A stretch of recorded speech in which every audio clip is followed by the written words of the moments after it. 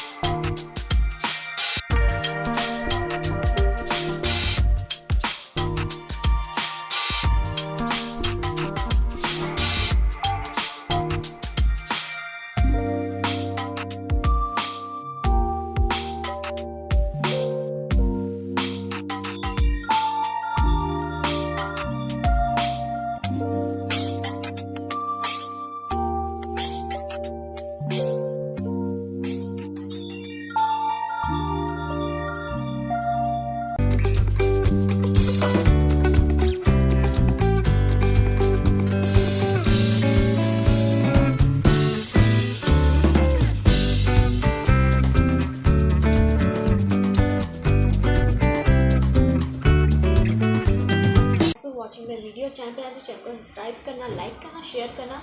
और जो राम जी के भक्त हैं ऑब्वियसली श्री राम कमेंट में लिख कर जाना।